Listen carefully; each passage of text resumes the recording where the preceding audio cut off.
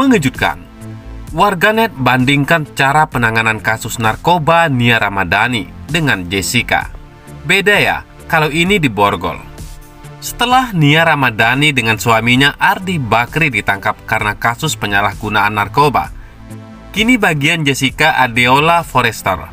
Jessica ditangkap bersama Denny karena penyalahgunaan narkoba oleh Badan Narkotika Provinsi BNNP, Bali. Kemudian keduanya pun dihadirkan saat konferensi pers. Bahkan Jessica dan Denny tampak di Borgol. Penampakan Jessica dan Denny di Borgol juga diunggah oleh akun Instagram Lambe Turah. Sontak saja, warganet membandingkan dengan kasus Nia Ramadhani sebelumnya. Beda ya, kalau yang ini di Borgol tangannya, bajunya juga orange, sahut akun Instagram @asriklarasati. Ini di Borgol kah? Yang kemarin pakai Borgol nggak sih Min? Nggak begitu lihat soalnya. Tulis akun @pujilestariwijaya mengomentari unggahan Lambe Turah. Kok Nia sama Bakri nggak digituin? Tanya akun @febimh. Lu makai dan warga biasa yang di Borgol. Coba aja punya nama Anu di belakang, pasti dielus-elus polisi, ujar akun @sinzain. Ada juga warganet yang menanyakan soal Jessica dan Denny ini, apakah direhab atau dihukum? Kalau yang ini nanti direhab atau langsung dihukum pak? Tanya akun @sweettemporary. Seperti diketahui, Jessica dan Denny keduanya ditangkap di villa mewah Jalan Martasari, Banjar Pengumbengan Kangin, Kabupaten Bandung pada Jumat 9 Juli 2021. Sekira pukul 11.30 WITA, mereka menggunakan narkoba jenis sabu. Petugas mengamankan barang bukti berupa plastik klip yang berisi kristal bening metamfetamina atau sabu yang beratnya 2,95 gram. Tidak hanya itu, petugas juga mengamankan satu plastik klip berisi 3 butir pil atau tablet berwarna kuning yang mengandung zat metamfetamin yang beratnya 1,05 gram. Lalu petugas juga mengamankan 0,7 gram serbuk putih mengandung metamfetamin. Total barang bukti metamfetamina atau sabu pada kasus ini sebanyak 4,78 gram neto, kata Kepala BNNP Bali, Brigjen Gede Sugianyar Dwi Putra. Jessica bersama Denny dijerat pasal 112 ayat 1 Junto, Pasal 132 ayat 1 Undang-Undang Nomor 35 Tahun 2009 tentang narkotika. Mereka terancam hukuman penjara selama 4-12 tahun. Keduanya digerebek saat bangun tidur. Mereka sudah berada di kamar villa sejak semalaman. Dari penggeledahan, kami sita barang bukti sabu dan ekstasi, pipa kaca, serta alat isap bong, tandasnya. Selain itu, tak jelas nasibnya usai proses rehabilitasi mendadak dihentikan. Kondisi fisik dan psikis Jennifer Jill disebut tidak baik. Anak dan sang suami justru dikabarkan jatuh sakit.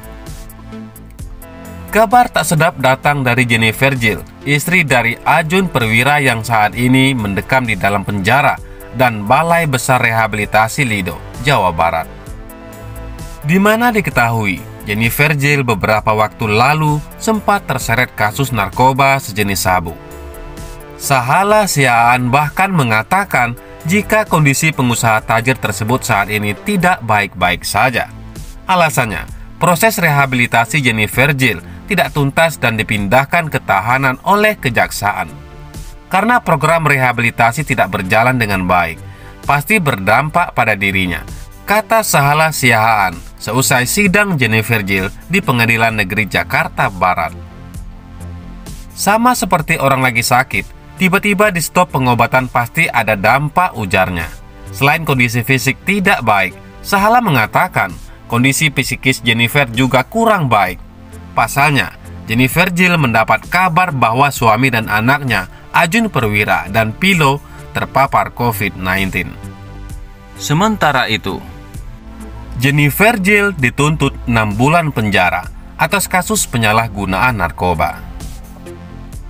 Istri pesinetron Ajun Perwira, Jennifer Jill, kembali jalani sidang dengan agenda tuntutan atas kasus penyalahgunaan narkoba di Pengadilan Negeri Jakarta Pusat Senin 26 Juli 2021.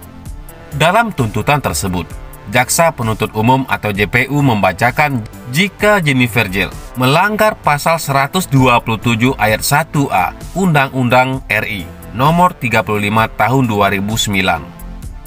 Menyatakan terdakwa Jennifer Jill Arman Supit terbukti bersalah melakukan tindak pidana penyalahgunaan narkotika golongan 1 bukan tanaman untuk diri sendiri, melanggar pasal 127 ayat 1A Undang-Undang RI nomor 35 tahun 2009, ucap JPU saat pembacaan tuntutan.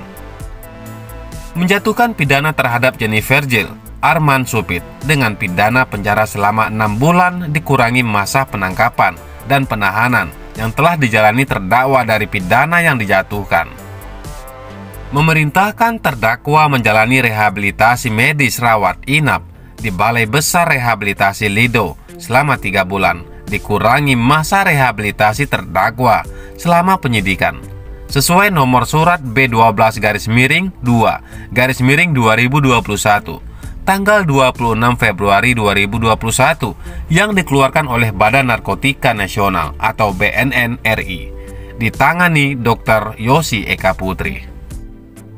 Menyatakan barang bukti berupa 2 klip narkotika jenis sabu dengan berat 0,38 gram bruto dirampas untuk dimusnahkan, membebankan biaya perkara Rp2.000, jelas JPU. Merasa keberatan dengan tuntutan JPU, Jennifer Jill menyerahkan ke kuasa hukumnya untuk mempersiapkan nota pembelaan di sidang selanjutnya. JPU hadirkan 2 orang saksi di persidangan kasus narkotika Jennifer Jill. Rehabilitasi dihentikan. Jennifer Jill alami gangguan psikis. Pengacara Jennifer Jill kecewa, kliennya ditarik dari tempat rehabilitasi. Diserahkan ke penasehat hukum, ucap Jennifer Jill. Dengan begitu, sidang lanjutan kasus penyalahgunaan narkoba terdakwa Jennifer Jill akan dilanjutkan pekan depan pada Senin 2 Agustus 2021. Oke, sidang Senin depan 2 Agustus 2021 setelah makan siang atau pukul 13 waktu Indonesia Barat.